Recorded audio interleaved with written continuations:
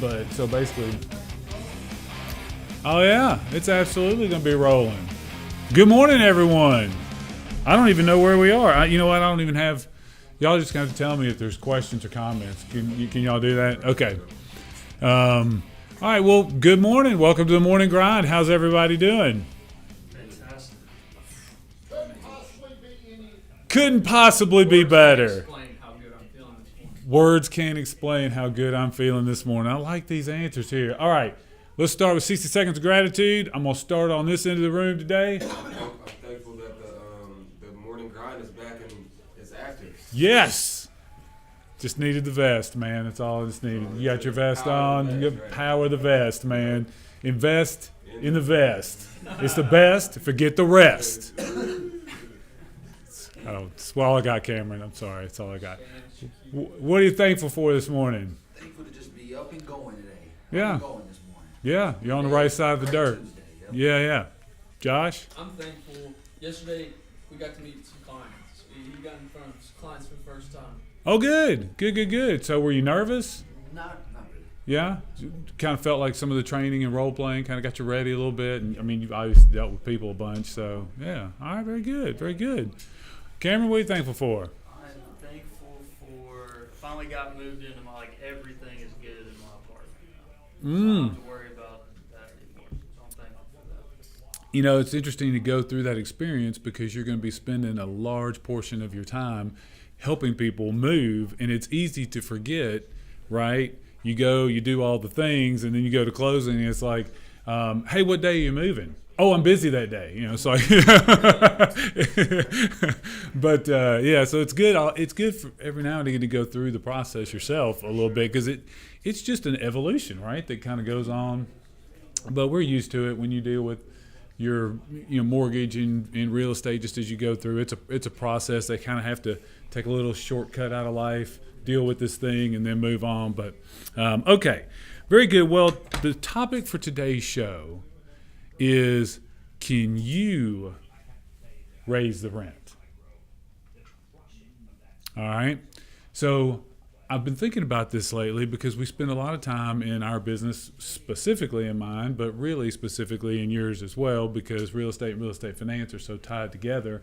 But I spend a lot of time thinking about interest rates, and sometimes we find ourselves in these sort of macro or big discussions, and I try to always bring it down to what does that mean for me? I mean, when someone says, well, we're in a lot of trouble because the Fed can just print money. Well, I mean, okay. I mean, I get it. I understand what you're saying, sort of, kind of, I mean, I get it. I should be upset that they're not doing good things with monetary policy. I mean, I understand that, but what does that really mean to me, right?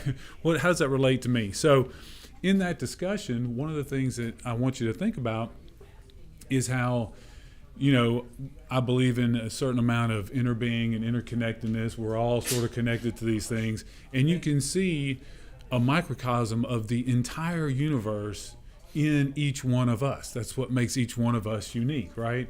Well, if you look at your situation economically, your work and situations you go throughout the day, then you can see how there's a big picture at work. But then it just kind of boils down to some simple concepts for you to keep in mind. So I thought it may be good to just think about it a little bit differently. So right now, one of the challenges that everyone's got is business has slowed down a little bit because interest rates have gone up, right? So in effect, what's happening is the people that are in charge of our monetary policy are raising the interest rates as a way to manipulate market forces. I'm not even going to say it means that they're pushing them up or pushing them down, because for every time that they push up one way, somebody benefits over here and vice versa. So that's all just a relative sort of thing. But what is not relative is that they are doing this in an effort to manipulate or move the market in some direction, right? It's up to you to determine whether you make that a good move or a poor move or whatever. That's going to be based on your reaction more so than what they do, right? But it doesn't change the fact they're raising interest rates to try to change the market. So interest rates follow inflation, right?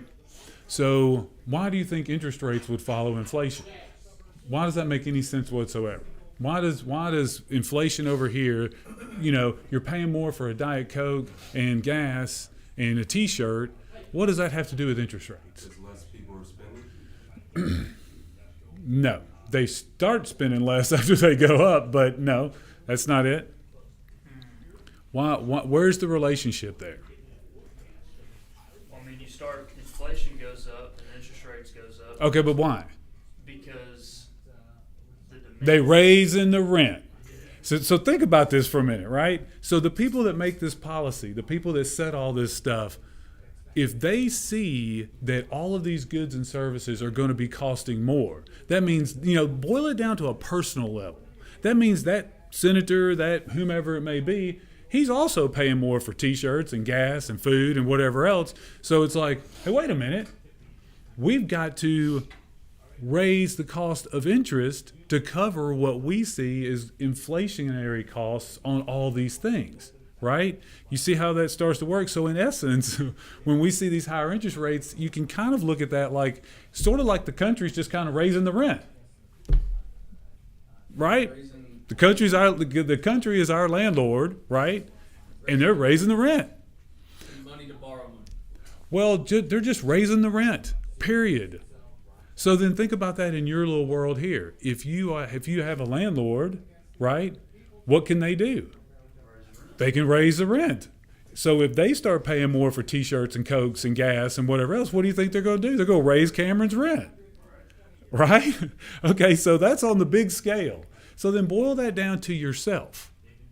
You are in charge of what?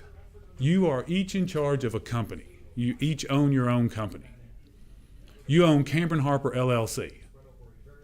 Everything you do is directed to the betterment of your own company, which is Cameron LLC and Josh LLC.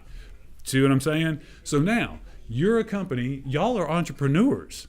You better start adopting a little bit of a mindset of that ownership mentality. Because here you are as an entrepreneur, you get up every day and say, I'm going to go out, I'm going to make my way, I'm going to provide goods and services to the community in exchange for income. Okay, well, how can you raise the rent? Think about that. Everybody else can raise the rent. Your landlord can raise the rent.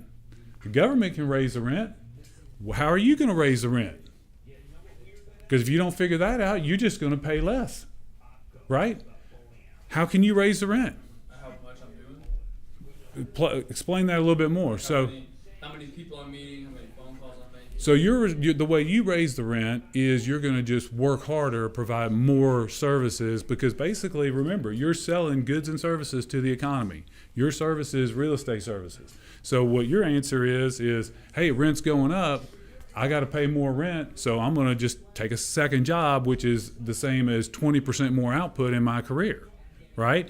Are there other ways that you can raise the rent? Not budging on the 6% when you list the house. Getting really good at your value proposition so that you don't have to feel like you have to take a haircut because your value proposition helps you keep the rents up.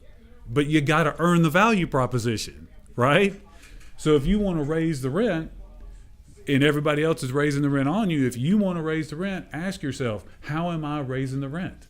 Some of the other ways that you can raise the rent is get more efficient, right? So look at all of your processes. Look at your prospecting process. Look at all the things that you do to handle a transaction. You can gain by efficiencies, which leads you to a better value proposition in the marketplace, which will allow you to raise the rent along with everybody else. You see what I'm saying? All right. So when you start to see these things happening, just realize, don't take it personally. Don't get upset about it. Just realize that they're just raising the rent. And you have to figure out how you're going to raise the rent. All right? Value proposition. Value proposition. That's one of the best ways to raise the rent. All right. Y'all have a great day. Skill set.